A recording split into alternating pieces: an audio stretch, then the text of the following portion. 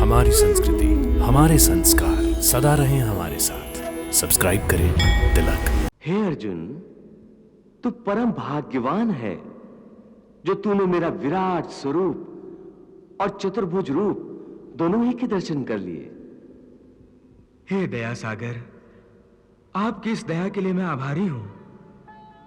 आपके विराट और चतुर्भुज रूप के दर्शनों के बाद मेरा मन सारे विकारों से मुक्त हो गया है।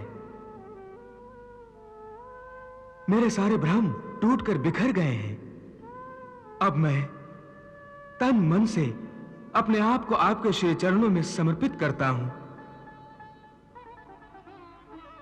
हे स्वामी, अपने भक्त के इस तुच्छ समर्पण को स्वीकार कीजिए और आज्ञा दीजिए। मैं आपकी हर आज्ञा का पालन करूंगा। हे भक्त, मैं तुम्हारे समर्पण को स्वीकार करता हूं। तुम हमेशा ही मेरी दया दृष्टि में रहे हो, इसलिए मैंने गोपनीय से गोपनीय ज्ञान भी तुम्हें प्रदान किया है।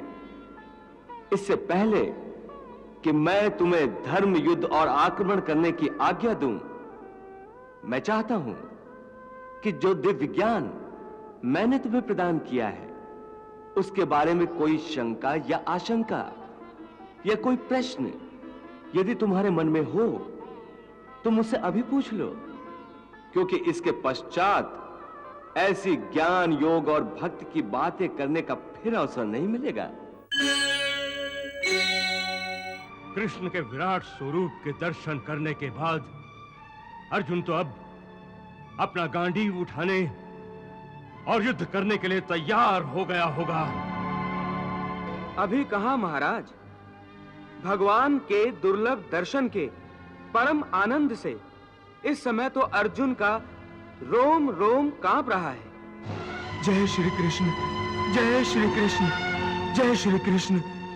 उसकी आंखों में अपार आनंद से आंसू छलक आए हैं।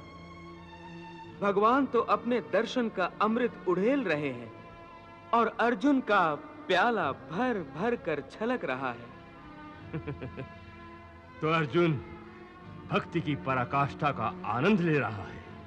हाँ महाराज, यूं लगता है जैसे अर्जुन का अहम, उसका अहंकार उसके आंसुओं में बह गया है और उसने बड़ी ही श्रद्धा और नम्रता से अपने आप को भगवान श्री कृष्ण के चरणों में समर्पित कर दिया है। जय श्री कृष्ण, जय श्री कृष्ण। इसका अर्थ है कि अब अर्जुन गांडीव अवश्य उठाएगा। सो तो है, परंतु इस समय तो उसकी ऐसी अवस्था नहीं है।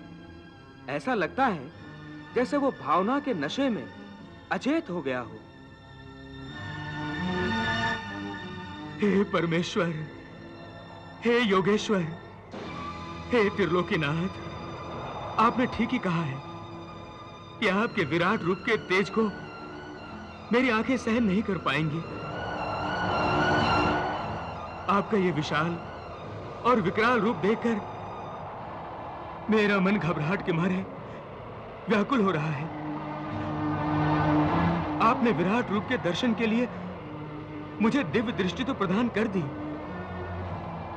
मगर इन आंखों में इतनी सहन शक्ति, इतनी क्षमता भी नहीं है कि आपके इस परम तेजस्वी रूप को और अधिक ग्रहण कर सकें। इसलिए हे विश्वनाथ, हे प्रभु, मैं आपसे फिर प्रार्थना करता हूं कि मेरी घबराहट और व्याकुलता को दूर करने के लिए प्रभु मुझे अपना शीतल रूप दिखाइए। मैं आपके दिव्य चतुर्भुज रूप के दर्शन से अपना मन शांत करना चाहता हूं।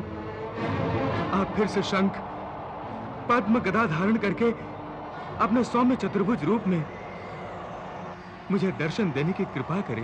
हे भक्त, मैंने तुम्हें पहले जता दिया था कि तुम मेरे विराट स्वरूप के तेज को सहन नहीं कर सकोगे। फिर भी केवल तुम्हारा मान रखने के लिए मैंने ये विराट रूप धारण किया और अब तुम्हारी दूसरी प्रार्थना को भी स्वीकार करता हूं और तुम्हारी इच्छानुसार मैं चतुर्भुज रूप धारण करता हूं। जय श्री कृष्ण।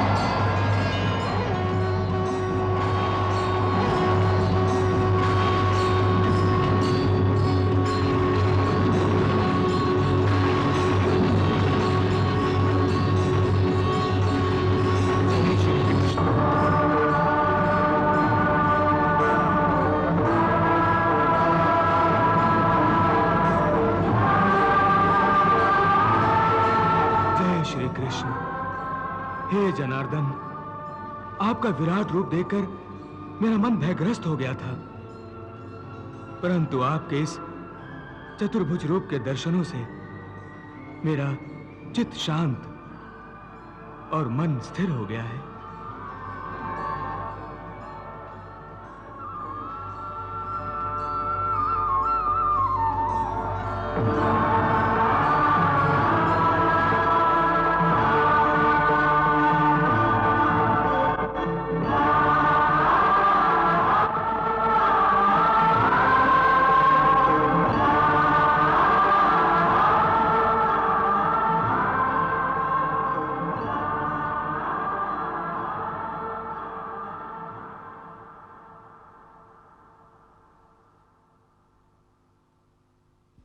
हे अर्जुन, तू परम भाग्यवान है जो तूने मेरा विराट स्वरूप और चतुर्भुज रूप दोनों ही के दर्शन कर लिए।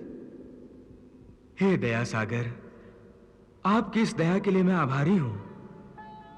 आपके विराट और चतुर्भुज रूप के दर्शनों के बाद मेरा मन सारे विकारों से मुक्त हो गया है। मेरे सारे भ्रम टूटकर बिखर गए हैं। अब मैं तन मन से अपने आप को आपके श्री चरणों में समर्पित करता हूं। हे स्वामी, अपने भक्त के इस तुच्छ समर्पण को स्वीकार कीजिए और आज्ञा दीजिए। मैं आपकी हर आज्ञा का पालन करूंगा। हे भक्त, मैं तुम्हारे इस समर्पण को स्वीकार करता हूं। तुम हमेशा ही मेरी दया दृष्टि में रहे हो, इसलिए मैंने गोपनीय से गोपनीय ज्ञान भी तुम्हें प्रदान किया है। इससे पहले कि मैं तुम्हें धर्म, युद्ध और आक्रमण करने की आज्ञा दूं, मैं चाहता हूं कि जो दिव्य ज्ञान मैंने तुम्हें प्रदान किया है उसके बारे में कोई शंका या आशंका या कोई प्रश्न यदि तुम्हारे मन में हो तो मुझसे अभी पूछ लो, क्योंकि इसके पश्चात ऐसी ज्ञान, योग और भक्ति की बातें करने का फिर अवसर नहीं मिलेगा। इसलिए कुछ पूछना है तो अभी पूछ लो। हे माधव, अब इस मन में न किसी शंका के लिए कोई जगह रह गई है, न ही किसी आशंका के लिए। अब तो पूर्ण श्रद्धा और पूर्ण भक्ति से मेरा मन एक लहराते सागर की भांति आनंद से उमड़ रहा है। परंतु